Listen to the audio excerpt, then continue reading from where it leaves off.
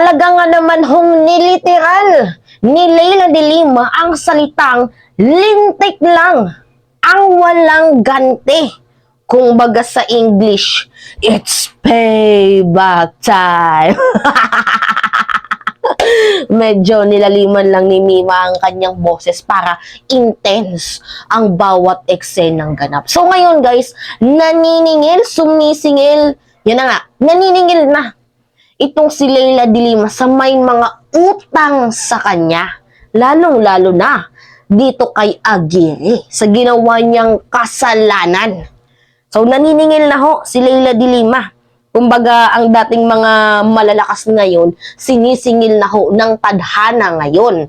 Ito yung sabi, Court of Appeals orders Ombudsman to act on de Lima's complaint versus Aguirre and Guevara. O, kasama pa dito si Guevara, no guys?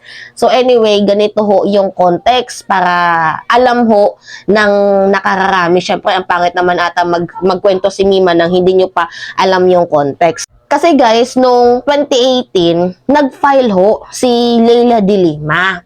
Pero take note, during that time guys, hindi pa po nakakulong si Leila de Lima niyan. Pero dahil nga nangyari ho, ang eksenang ganap na to sa panahon ni Kadigungan, sa panahon ho ng dating presidente na bastos ho sa ating justice system kasi literal na pinasakamay ho ang batas, ay walang nangyari. Ang kasong final ho ni Leila de Lima laban dito kay Aguirre ay binasura lamang ho ng ombudsman. So, nung nakulong na si Leila de Lima, habang nasa kulungan siya, ang ginawa niya para hindi siya matenga, ay inapilan niya ho ito sa Court of Appeals. And then ngayon, itong Court of Appeals ay medyo sa kagandahang palad, ay pumabor kay Leila de Lima at sinabi ho na mali ho at hindi tama ang ginawa ng ombudsman sa pagbasura sa kaso ni Leila de Lima laban dito kay Aguirre. So nga, napatanong nga ako, bakit nga ba binasura ng ombudsman ang kaso laban dito kay Leila de Lima? At bigla ding napasok sa isip ko, well, kung sa bagay, itong si Martires, which is yung secretary, ay appointee ni dating Pangulong Rodrigo Roa Duterte. So hindi na talaga katakataka guys, kung sakali mang ibasura ng ombudsman ang ikinaso ni Leila de Lima, kasi nga, itong ombudsman ay hawak ho ni dating Pangulong Rodrigo Roa Duterte. Kumbaga, himudpwet sa kanya.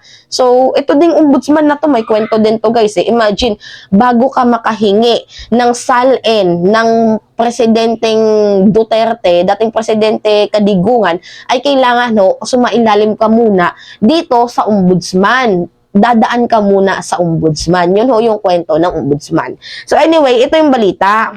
So ito yung report kay Aguirre. Sabi dito sa balita, the Court of Appeals has reversed 2 notices issued by the Office of the Ombudsman, junking former Senator Leila de Lima's 2018 complaint against former Justice Secretaries Vitaliano Aguirre and Minardo Guevara over use of convict as witness in the drug cases against her. So, pagpatuloy lang muna natin the Court of Appeals said the 2 notices were voided for lack of due process. Yan ho yung decision guys. Yan, nakita nyo naman guys. Yan yung decision yan dyan sa ilalim. So, sa Tagalog, need daw ho talaga na magkaroon need daw ho talaga na magkaroon ng hearing sa sinampang kaso ni Leila de Lima ukol dito sa usapin ng mga preso na naging witnesses laban kay Leila de Lima. So, yun ho yun. So, basahin pa natin. This case is remanded to the Office of the Ombudsman for appropriate action. The Court of Appeals Special 17 Division said in the decision dated November 21, 2023. So, meron hong kinalaman to sa kaso ni Lima, tong mga convicts sa ginawang witnesses. Kasi alam naman natin na bawal yan. So, sabi pa dito, de Lima in a complaint affidavit filed before the Ombudsman on October 29, 2018 accused Aguirre of dereliction of duty and graft for admitting into the Witness Protection Program criminals who were already convicted for crimes involving moral turpitude, which she argued violated, guys, Section 10F of RA 6981 or the Witness Protection, Security, and Benefit Act. Guevara, who was Justice Secretary at that time, was implemented for continuing the illegal admission into the WPP of convicted person deprived liberty or PDL. Continue lang natin guys bago tayo pumunta dito sa Republic Act 6981 kasi yan ho yung itatakald natin ngayon. Both face an administrative complaint for gross neglect of duty, grave misconduct, and conduct prejudicial to the best interest of the service. So, De Lima identified 10 PDL as having been granted immunity and were given certification by Aguirre. Ito yung mga pangalan guys, si Hans Anton, yan yung mga pangalan na na-grant. Yan, si Hans Anton, Engelberto Durano, Nonilio Arella, at bla bla bla. So ngayon guys, pumunta tayo sa sinabi ni De Lima. Ang kanyang mismong dinadaan na meron hong convicted of crimes involving moral turpitude. So, ito ho yan. Basahin natin. Ito yung sinabi ni De Lima na inabuso ni Aguirre. Itong Republic Act 6981. Yung an act providing for witness protection, security, and benefit program and for other purposes. Yan ho yung inabuso ni Aguirre. Yung RA number 6981. So, ginamit ni Aguirre itong benepisyo po doon nga po sa mga preso para ho magtestigo laban kay De Lima. Alam naman natin pinagbabawal ito sa batas. So, may tumestigo, may mga nag-witness kasi meron hong mga naging benepisyo. Yun ho yung madaling sabi dito. So, anyway, basahin natin dito sa section 10. Ito, state witness.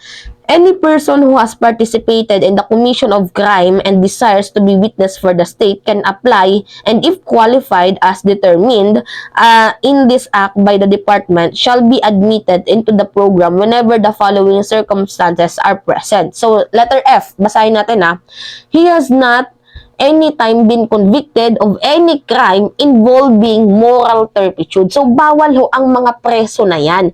Mga convicted na yan. Meron niyang mga kaso about sa drugs or sa kung anumang enemy. Bawal na bawal ho silang maging witnesses. Pinagbabawal sa batas pero ginawa pa rin ni Aguirre. So, pinumbinsin niya itong mga convicted na to para magtestigo. At yung benepisyo galing sa witness protection. Imagine guys, laking pera ang nasayang, laking pera ng gobyerno ang nasayang sa mga presong binayaran gamit ang pera ng Republic Act 6981 sa kasong wala namang katotohanan. Sa kasong ikinaso kay Leila De Lima na wala namang katotohanan. Kasi kung may katotohanan yan, bakit yan ngayon nakapag-fine? Bakit yung unang kaso, acquitted, pangalawang kaso, acquitted, at yung pangatlong kaso niya, ay ito na nga, pinayagan siyang mag-bail. So ngayon, ito yung mga benepisyo sa Section 8. Basahin natin Section 8, rights and benefits. The witness shall have the following rights and benefits. So, sa letter A, to have a secure housing facilities until he has testified or until the threat, intimidation, or harassment disappear or reduce to a manageable and tolerable level. Letter B, the department shall, whenever practicable, assist with the witness in obtaining a means of livelihood. At yung letter C, in no case shall the witness be removed from or demoted in work because on or account of his absence due to his attendance before any judicial or quasi-judicial body or investigating authority. So sa madaling sabi, base sa Section 8, itong mga preso na to, nakakuha ng benepisyo ng pabahay, pangkabuhayan, allowance. Kasi guys, sa totoong usapan naman dito, hindi naman talaga magwi-witness itong mga kinumbinsi ni Aguirre kung walang makukuhang benepisyo. Not unless na lang guys, kung pinagbantaan ng buhay or tinakot, 'di ba? So, nakakagago. Ito nga yung balita guys, panood natin sa inyo Sasampahan ng reklamo ni Senator Leila De Lima si Justice Secretary Vitaliano Aguirre II dahil sa di umano'y pamimilit sa mga inmate ng bilibid na tumestigo laban sa kanya kapalit di umano ng ilang pribilehyo. Ayon naman kay Aguirre, hindi siya natatakot dahil wala naman daw siyang itinatago. May report si Jam Sisan. Habang ihinahanda ng Department of Justice ang kasong isasampa laban kay Senator Leila De Lima, May kinakasa rin daw na reklamo si De Lima laban kay Justice Secretary Vitaliano Aguirre II. Subornation of perjury at tampering with witnesses daw ang iniisip na isampa ni De Lima laban kay Aguirre.